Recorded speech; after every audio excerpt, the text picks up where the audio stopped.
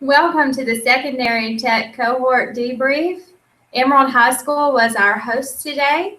We've had a wonderful day and seen lots of great things in the classroom.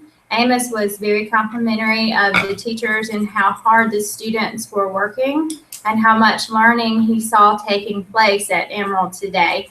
We're going to start with Sherry Tommy. She was our first observation. She's going to tell you a little bit about her learning objective and what tools she chose to incorporate. My name's Sherry Tommy, and my learning objective today was for my students to create informative public service announcement type documents relating to cybersecurity, which we have been studying and will continue to study for a little while.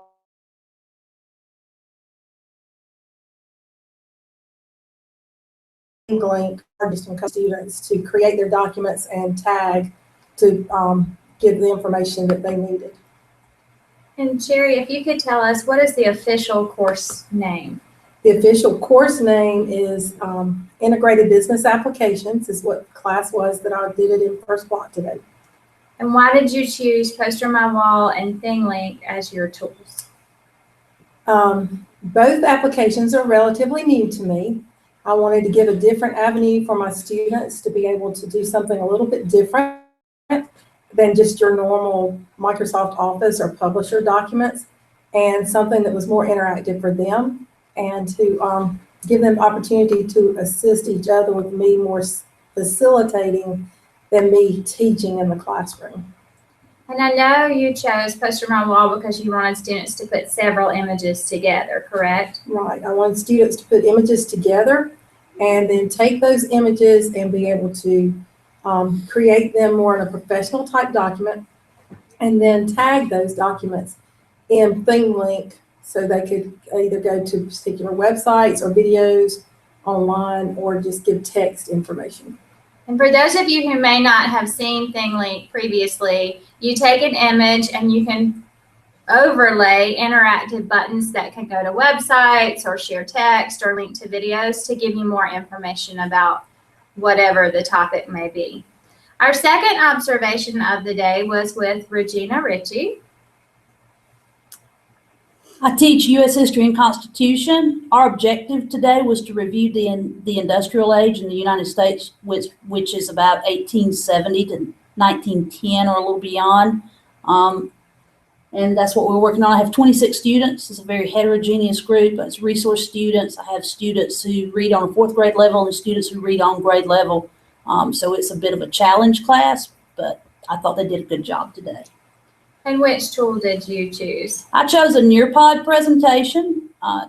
Because it's an EOC class, I have to stay very close to my standards. All my choices are based on moving the students through the standards and helping them master the material as much as they're able to. So I chose Nearpod. I wanted teachers to see how you could use Nearpod at any grade level, the different kinds of activities you can drop in to help students become integrated with the content so that they don't get bored. It takes notes and makes doing that a lot more interesting than just a lecture or something along those lines. And for those of you not familiar with Nearpod, Nearpod allows you to broadcast your presentation to the students' devices. So each student had whatever particular slide was projected on the Promethean board. They also had that on their iPad. And it includes some student response options. And I was very impressed with the variety of options you chose. Could you talk a little bit about the answer types? We did open-ended questions. Nearpod allows you to put in several forms of questioning with students. We did open-ended questions so students weren't limited by what they could or could not discuss. There's a feature called Draw It, where I had students illustrate some concept. This happened to be problems that farmers were having in the late 1800s. So each student drew an image. The images are projected on the screen, and then you can go through and talk about each of the drawings with the students. There's also a way to put in multiple choice questions. So I showed that with students today. And we also did a very short close activity for review, where I put in information and then I pulled out key terms or concepts, and the students had to drag those back into the paragraph. And we used all those things to stimulate discussion. We also used a short video today. And I was also able, in between that, to get kids to take some notes. I try to limit the note taking and enhance the learning with all the other activities that go with the note taking. And I will say this was not a standard fill in the blank. It required some thinking and definitely some application. That fill in the blank was pretty challenging. Our third observation of the day was with Meredith Schwindeman. Hello, I teach genetics, or my class that I had today was a genetics class. It's an honors biology class.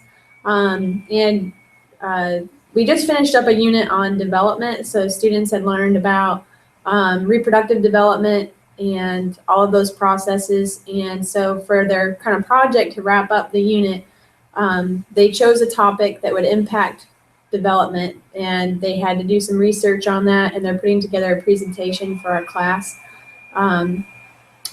So I guess what I did is I gave them kind of a structure using Google Drive and Google Documents so that they could share and collaborate with their coworkers in their group. And they shared those documents with me as well, so I could kind of keep up with what they were working on as we've been working the last few days. And then they have some choices in their presentation format. So some students are choosing to do a PowerPoint because they feel most comfortable with that. Some students are choosing to do a Prezi because they've learned those skills in some other classes. Some students are using the Google Slides to create their presentations. So I kind of let them choose how they would want to do that. And they're going to be putting those together in the next couple days and presenting on Friday. Today, when they came for the observation, Amos helped out with some presentation techniques. And my students really enjoyed it. They kind of got into it, I would say. He helped them kind of figure out their strengths and how they could apply their strengths to their presentations, and gave them some really good tips. Some of the things that as teachers we've heard before, like trying to engage your students and walking around the room and making eye contact and making sure you're not fiddling too much with your hands and using your hands to talk purposefully, those kinds of things.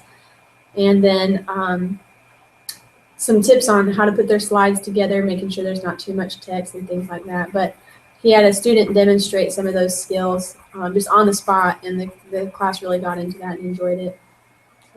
Meredith did a good bit of choice. Her students had a choice not only in their presentation method, but also in their topic.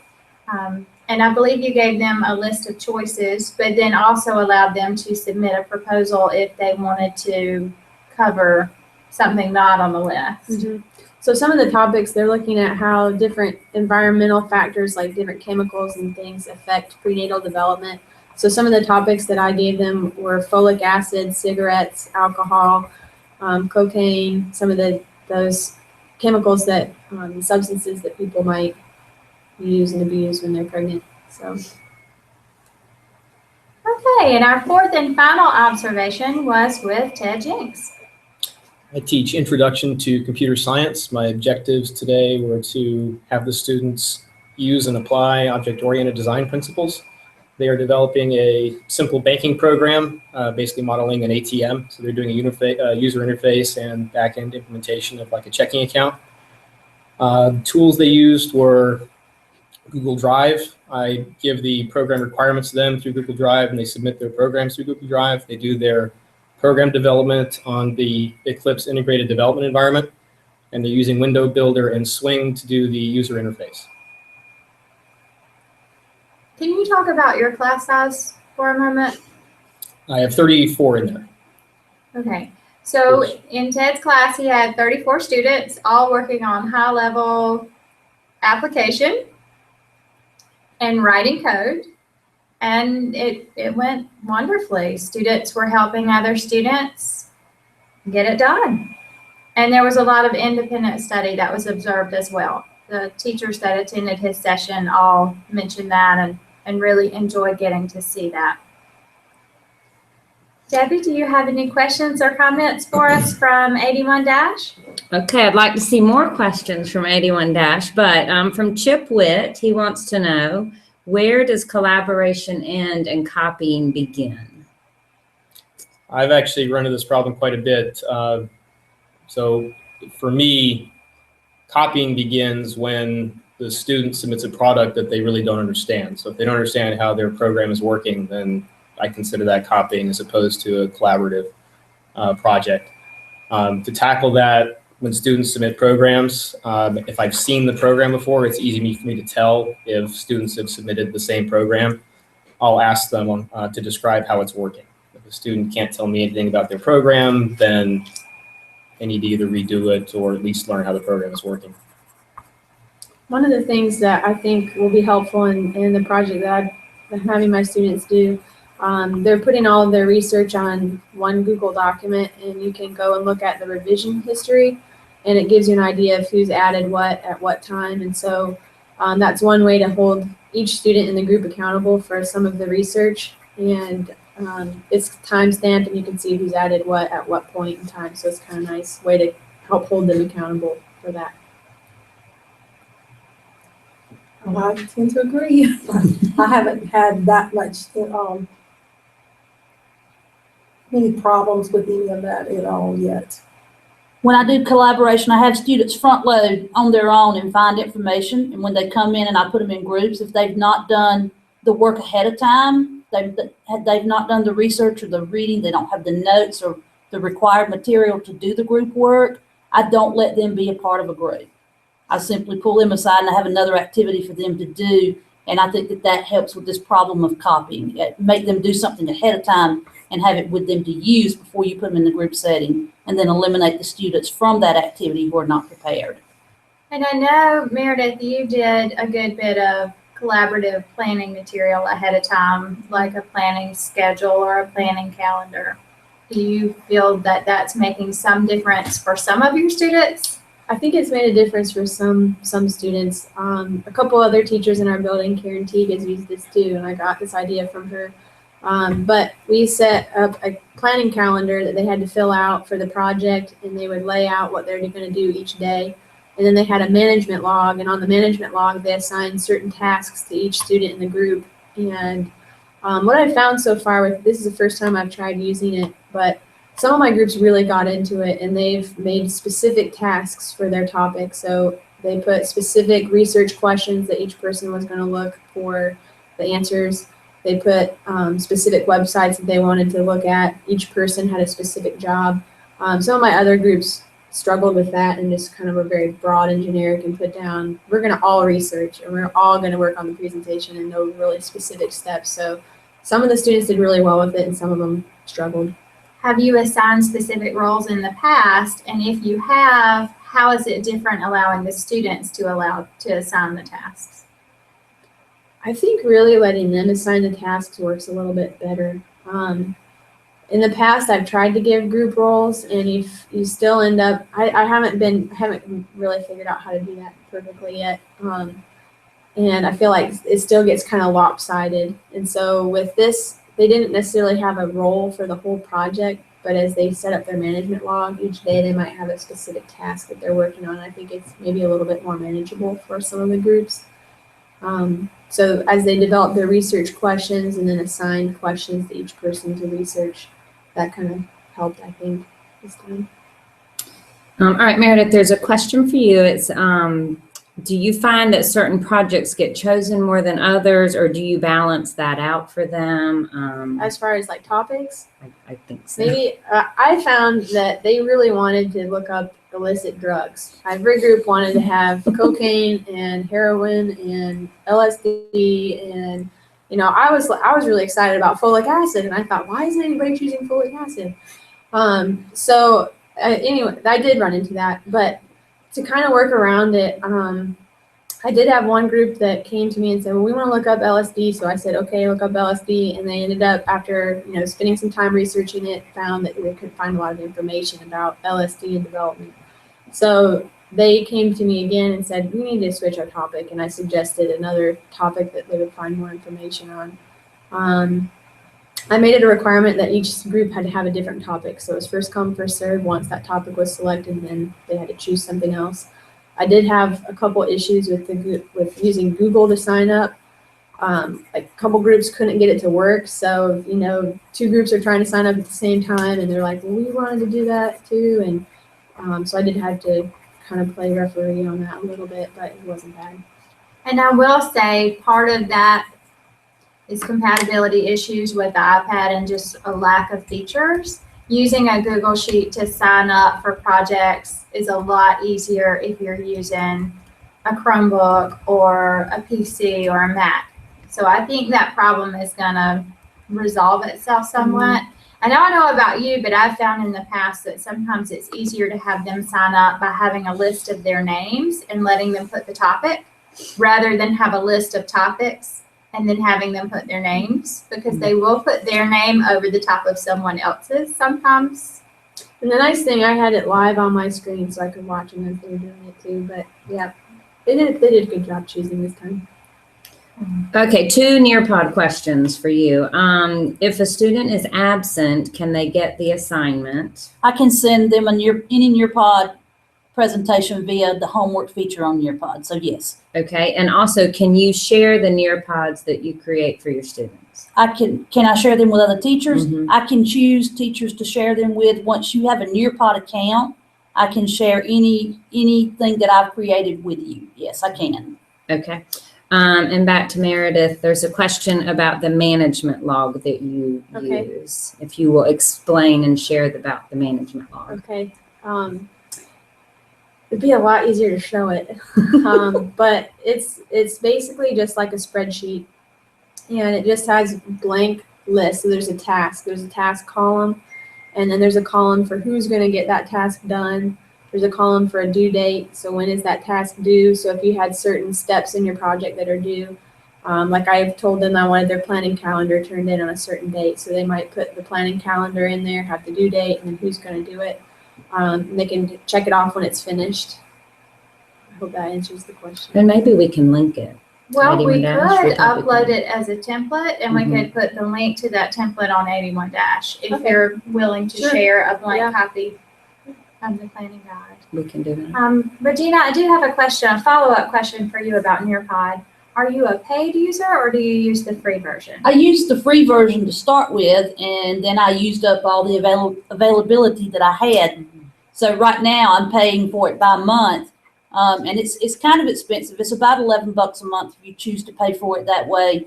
I will pay for it as long as I think it's benefiting my students.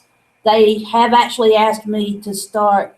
I don't know if I should say this or not. They've actually asked me on Nearpod to start sharing my presentations with other teachers, and become a helping write lessons for other teachers, and then they would give me the I wouldn't have to pay the fee. Okay. I would basically get the service for free if I decide to do that. So that is a possibility out there also. And I think it's perfectly acceptable to share that with everyone. I believe the homework feature might be one of the paid options, but I'm not sure on that. Regina knows a lot more about Nearpod than I do. I was able, any membership you have, there's silver, gold, and I think the third one is platinum. Any of those memberships that you have, you can use the sharing feature with students and with other teachers. That's awesome.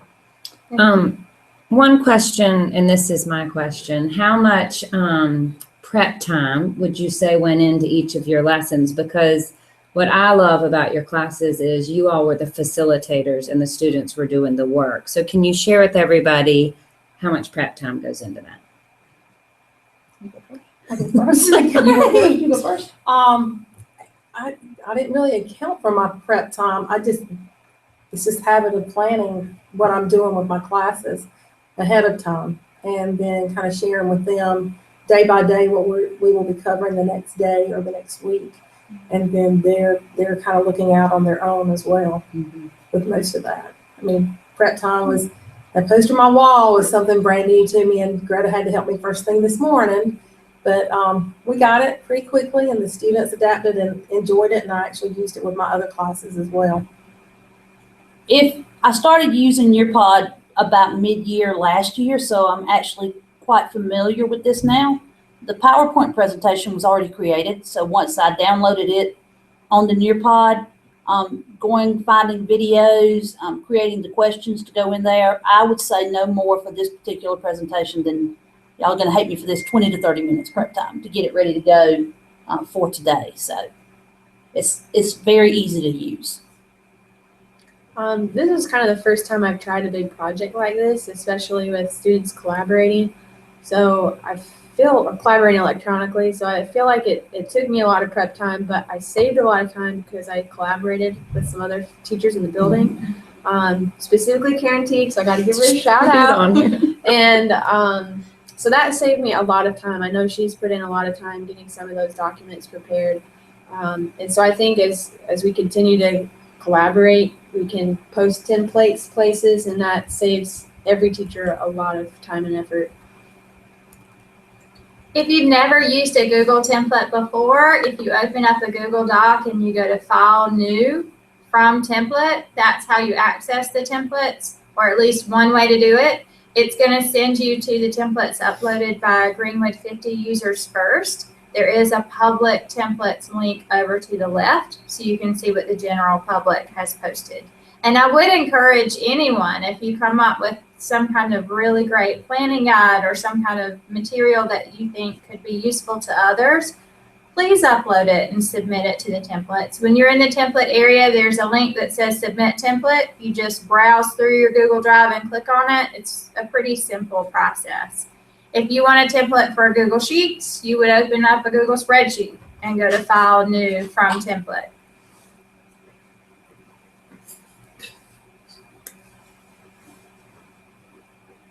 Well, it doesn't look like there's any more questions on 81-.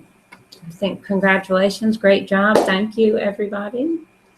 Before we go, for our teachers who will be hosts in the future, do you have any words of wisdom for them to maybe put their minds at ease a little bit? It's don't be as nervous as we were, because truthfully, this was I think a rather painless process once we got started with it today, and it was actually rather exciting. The students were, I think, happy to see the people come in. We prepared them. We actually told them what was going on, who these people were, and prepped the kids for that. So you'll be ready to go, and I think it'll go great for all of you. Just try to relax and enjoy it. Get something out of it and enjoy it would be my advice. Anyone else have some? I agree. Yeah. I thought it was fun. My students tend to stay on task better when other people are watching. That's right. Emerald has been a wonderful host. It has been a great day. I want to thank everybody for giving up your time, for being willing to participate in this crazy experience where you had 10 adults all of a sudden show up in your room, late no less, because we did run just a couple of minutes behind today. Thank all of you who are watching who have given up your time this afternoon to participate. Thank you to everybody who posted to 81-, and have a good afternoon. And we'll see you in January at Brewer.